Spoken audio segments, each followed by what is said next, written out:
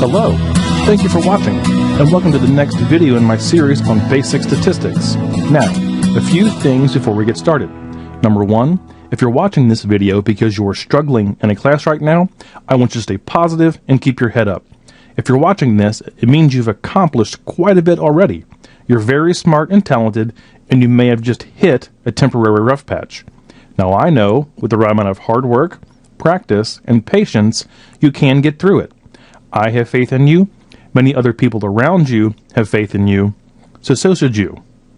Number two, please feel free to follow me here on YouTube, on Twitter, or on LinkedIn. That way when I upload a new video, you know about it. And it's always nice to connect with people who watch these videos wherever in the world you may be. Number three, on the topic of the video, if you like it, please give it a thumbs up. Share it with classmates or colleagues or put it on a playlist. That does encourage me to keep making them for you. On the flip side, if you think there is something I can do better, please leave a constructive comment below the video, and I will try to take those ideas into account when I make new ones for you. And finally, just keep in mind that these videos are meant for individuals who are relatively new to stats, so I'm just going over the basic concepts, and I will be doing so in a very slow, deliberate manner. Not only do I want you to understand what's going on, but also why. So all that being said, let's go ahead and get started. So this video is the first in a new topic, and that topic is hypothesis testing. So hypothesis testing is a gigantic part of introductory level stats. So we're going to spend many videos on the topic. Now this video is just an introduction to try to get your mind in the right framework to begin thinking about hypotheses are formed, how we ask questions, and then how we set up statistical tests to find answers or solutions to those questions. So this video is really about trying to get your mind wrapped around the idea of what a hypothesis is in the terms of statistics. Now, if you grew up in the U.S., at least sort of when I was in school, a hypothesis was always described as an educated guess. Now, for grade school, that'll work, but in statistics, we have a much more formal definition of what a hypothesis is. So this is going to be the first video in our efforts to understand exactly what we're doing when we talk about hypothesis tests in stats. So, all that being said, let's go ahead and dive right in. So as usual, I like to begin my videos with an example, and then we'll talk more formally about the topic towards the end. So here is our first example. A bottled water manufacturer's most popular product is a 12 fluid ounce bottle of water, which you can see over here on the right. Now for this problem, and due to its inherent superiority, which I do agree it is, we're going to use the metric system instead. So instead of 12 fluid ounces, we're going to say 355 milliliters. Now here's the important bit. Since this info is actually on the label, so if this bottle had its label on it, it would say 12 fluid ounces or 355 milliliters. Because it's on the label, we assume it to be true. And that's one of the important things about hypothesis formulation. If we have some bit of information, like on this water bottle, or maybe on a can of soup, or on the sticker on a new car that says whatever its miles per gallon is, if it's stated on the product, or maybe it's a statistic about the population or something, we assume that that is true. But the question is it? Now, as a customer, we are concerned that there is at least 355 milliliters in this bottle. If there's a little bit more than that, that's okay, because we're getting a bit more for our money. So if there is 360 milliliters in this bottle, assuming it would fit, we're okay with that, because we're at least getting the 355 that is on the label. Now, if we're the manufacturer, however, we want the volume to be exactly 355 milliliters. Well, why is that?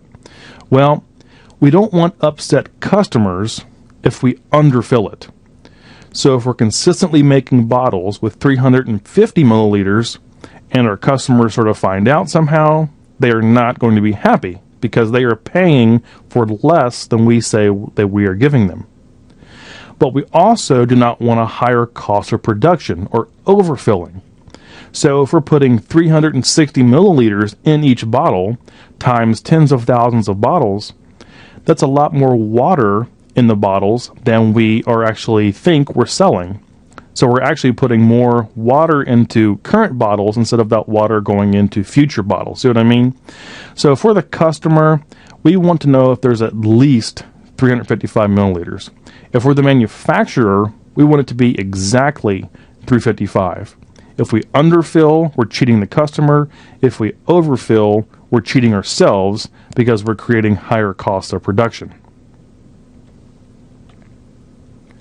So as the customer, we're assuming there's at least 355 milliliters. So we can write that as a little expression. So the quantity of water has to be greater than or equal to 355 milliliters for us to be happy. Again, if it's 356, 357, that's great. Okay, so we're happy. We're getting a bit more than we believe we're paying for. Now, for the manufacturer, we're assuming exactly 355 milliliters. So the quantity of water will be equal to 355 milliliters. So you can kind of see what we're doing here. We're kind of building the problem outward from the actual text of the problem, and then we're starting to slowly put it into sort of a mathematical expression, as you can see in this slide. And in this case, it's about the assumption. And again, the assumption is an assumption in this case because it's on the label. Now, what about some questions? So the customer is saying, well, is there, on average, at least 355 milliliters of water in each bottle? So that's actually what a customer might say. So again, the quantity of water greater than or equal to 355 milliliters. Now, what's the manufacturer asking? Is there, on average, exactly 355 milliliters of water in each bottle? And of course, that's our quantity of water equals 355 milliliters. So now we're going from the question to sort of a basic mathematical expression to an actual question that we can begin to answer using our statistical techniques. And that's one of the important things about hypothesis formulation, going from the problem to looking at what the assumptions might be, or we'll talk about claims or assertions later, then developing an actual question like this of how we might proceed to answer it. So what sort of experiment might we set up? So we collect 50 bottles from all over the country or the world to randomize the sample in terms of location, time, manufacturing plant, etc. We then measure the volume of each bottle in the sample and find the mean volume for those 50 bottles. So using those sample means, we can test the assumption of 355 milliliters, or what we call the status quo. So in this case, we're using our sample measurements to test the assumption that is stated on the bottle, or what we call the status quo. So we're sort of using the statistics to back up or test an assumption that's already out there in the world. So later when we talk about the null and alternative hypothesis, this comes into play. So what we're doing here is testing an assumption that's already on the bottle. Let's take another example, and that's an example using the hybrid car engine. So an auto manufacturer has developed a new hybrid engine technology. It claims reduces fuel consumption while driving in the city.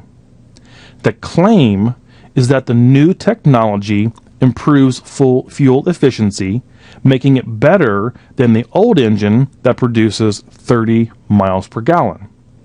So the company will run controlled tests to look for statistical evidence to support the claim that the new engine offers better efficiency than the old model. So notice in there, I was always stressing the word claim. And we're going to talk about the difference between a claim and an assumption, because those are two different things. and it goes into how we formulate our hypotheses. So let's think about what the company is actually claiming here. So the company is claiming that the fuel efficiency in the new engine is greater than 30 miles per gallon. So it could be 35 miles per gallon, it could be 40 miles per gallon, it could be 25 miles per gallon. That is the claim that we're testing. Now compare that to the water bottle. In the water bottle, we knew the status quo. We were given an assumption that we were testing. Here, the company is just claiming, well, this new engine is greater than 30 miles per gallon. So the manufacturer is making a claim it wishes to test. It's not testing an assumption or a status quo that already exists. Can you see the difference? So when we're testing this claim, we don't know what the answer really is, as compared to the previous water bottle example. When we were given the assumption, we were given the status quo, we were given the state of the world, and then we were testing that. This is much different. And when we get into null and alternative hypothesis, this is where this idea comes into play. So, how do we think about hypotheses in general? When trying to formulate a statistical hypothesis, I want you to ask yourself the following question. Am I testing an assumption or the status quo that already exists? So in this case, it was the water bottle. The assumption was already stamped on the label of the water bottle. Or am I testing a claim or an assertion beyond what I already know or can know? In this case, the hybrid engine. So our claim or our assertion with the hybrid engine was that its fuel consumption was less than the current model, or what we would consider the old model. But it's not really out there in the world yet. We're making a claim or an assertion that may be true. Now, for the water bottle, the ounces or milliliters on the bottle, we are assuming is true. And that's the difference. The assumption of the status quo is assumed to be true. The gas mileage on the engine, we cannot assume to be true because we're testing if it's different than the current model. Now, if we wanted to test the gas mileage listed on a current car sticker, so you go to the car dealership and it says this car gets 32 miles per gallon on the interstate. That's an assumption that we could then test. It's not some assertion or claim that may be true. If it's on the sticker, we assume that it's the case. So then we could go out and test it like we do the water bottle. So in your mind, just keep these things separate so you can sort of get the distinction between the two. Am I testing an assumption or the status quo that already exists? Or am I testing a claim or an assertion about the world beyond what I already know or can know? And that's important when we're talking about null hypothesis and the alternative hypothesis, which we'll just get into towards the end of this video. So here are some basic null and alternative frustrations. Now I know we haven't really formally defined what these two things are, but I would imagine if you're watching this, you've at least probably heard of these in your stats class or in a previous class or something like that. But again, in the next video, the next series of videos, we'll really pick these apart about what they are. But I just want to give you some basic reasons why these are in fact so frustrating. So formulating hypotheses can be very frustrating, a real pain in the, to be honest. And the reason is that the null and alternative hypothesis are two opposing roads that lead to the same place. And you'll sort of see what we mean by that as we go. But that's why they can seem so confusing, because they are two opposing things that end up leading to the same place. Now, by definition, the null and alternative hypotheses are opposites. They are mutually exclusive. So they both cannot be true. So we'll talk about rejecting the null and all that kind of stuff later. But just keep in mind that they are opposites. They are mutually exclusive. The null is either rejected or it's not. Now, only if the null is rejected can we then proceed to the alternative hypothesis. And again, we'll talk about this in the next video. I'm just sort of setting up the frustration of what can happen, when you try to set them up. Now, researchers can start with either the null or the alternative, and then form the other as a complement to the first. So again, it just depends on the question we're trying to ask and the question we're trying to obviously solve or answer in the end.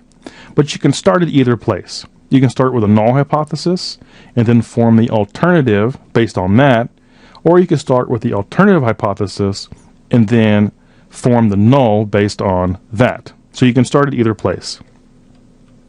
Now, which to start with largely depends on the point of view of the researcher, the context of the problem we're asking, and what can or cannot be assumed to be known up front. So what I'm telling you here is that there is no trick. There is no easy answer. There is no sort of golden key that unlocks null and alternative hypothesis. You just have to think. You just have to analyze. You just have to pick it apart and figure out where you're starting from. And of course, we're going to do lots of those in upcoming videos. So just stay cool, stay calm if this is confusing to you, because again, we're going to do more as we go. I'm just trying to set the stage here for what's coming up. So what about the null and alternative word salad? And here I'm going to sort of put everything on one slide so you can see them as opposed to each other and why they're different. So let's think of the null. So in the null hypothesis, we talk about what we can assume. We talk about what the status quo is, or what we're given.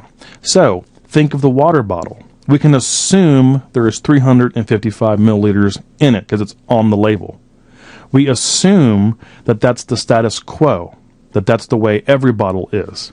And of course, we're given that on the actual label physically itself. So think of this as, this is accepted as true, let's test it. Now what about the alternative? So in the alternative hypothesis, we might have something that is unknown to us. We're making some assertion about the world that we really don't know. We're making a claim about something that we really do not know. So it's about something that we're unsure of, we cannot assume to be true, or something along those lines. So think of this as, this might be true, let's test it. If not, the truth is something else. So over here on the null side, we're saying, whatever our null hypothesis is stating, we're saying that this is accepted as true. Let's test it. On the alternative hypothesis side, we're saying, this might be true, we're not quite sure, let's test it. And if not, the truth is something else. So you might want to look at these two slides, we'll let it sink in, and then later, when we actually talk about forming hypothesis based on the wording in a question, you'll see exactly how this works. So again, I just want to set up the stage, sort of prepare you for what we're going to be doing, the nuts and bolts of hypothesis formulation and testing in upcoming videos. Okay, so that wraps up our introduction to hypothesis formulation. So remember, just in your mind for right now, just to keep separate, when we're talking about null hypothesis and alternative hypothesis, the null is all about the things that we assume to be true, or that we are given, or that are stated for us. And then on the alternative side, we're talking about things, we're making a claim about something that might be true. We're making an assertion about something that might be true. So again, on the water bottle, we have the actual volume stamped on the bottle, so we assume that to be true. In the hybrid engine, all we're doing is testing whether or not its fuel consumption is less than the current model or the previous model. We don't know what it is. We don't even know if it's less or not. So we're sort of making some assertion or a claim. We're going to test that claim which may or may not be true. Okay, so just a few reminders. If you're watching this video because you are struggling in a class right now, I want you to stay positive and keep your head up. You're smart and talented, and you may have just hit a temporary rough patch. Please feel free to follow me here on YouTube, on Twitter, or on LinkedIn. That way when I upload a new video, you do know about it, and it's always nice for me to connect with people who do watch these videos, wherever you may be in the world. And finally, I just want you to keep in mind that the fact that you're on here trying to learn, trying to improve yourself, trying to better yourself, that's what really matters in learning. I firmly believe that if you have the right learning process in place, the results will take care of themselves. So, thank you very much for watching. I wish you the best of luck in your studies and in your work, and I look forward to seeing you again next time.